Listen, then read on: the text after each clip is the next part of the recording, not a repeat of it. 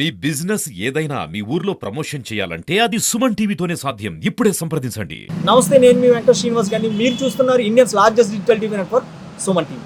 సార్వత్రిక ఎన్నికలకైతే రంగం మొత్తం రాజమండ్రిలో సిద్ధమైంది. ఎన్నికల అధికారులు తమ ఈవీఎం బాక్సులతో ప్రశాంతమైన వాతావరణం మధ్యలో తమ పోలింగ్ బూత్లకు చేరుకున్నారు. 2024 సార్వత్రిక ఎన్నికలు చాలా ప్రశాంతంగా జరగాలని కోరుకుంటున్నాం. అలాగే ఇక్కడ చాలా బందోబస్తుతో కూడిన పోలింగ్ అయితే ఏర్పాటు చేశారు.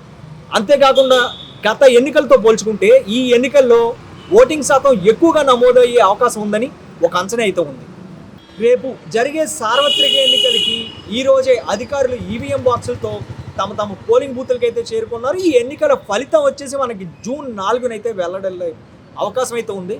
రేపు జరిగే సార్వత్రిక ఎన్నికల కోసం ఎన్నికల సిబ్బంది తమ ఈవీఎం బాక్సులతో పోలింగ్ బూత్లకు అయితే చేరుకోవడం జరిగింది. రేపు ఉదయం 7 గంటల నుంచి సాయంత్రం 6 గంటల వరకు ఈ పోలింగ్ జరుగుతుంది. ఈ పోలింగ్ ప్రశాంతంగా జరగడానికి కట్టుదిట్టమైన చర్యలు తీసుకుని పోలీసులు బందోబస్తులు బలగాలతో ఇక్కడ పోలింగ్ అయితే ఏర్పాటు చేశారు రాజమండ్రిలో. రాష్ట్రం అంతటా కూడా ఎటువంటి అవాంఛనీయ సంఘటనలు జరగకుండా ప్రశాంతమైన పోలింగ్ జరగాలని చెప్పి తమ నాయకుడిని ఎన్నుకునే తీరులో ప్రజలు ప్రశాంతత కనబరచాలని చెప్పి సుమన్ టీవీ తరపు నుంచి కోరుకుంటున్నాం.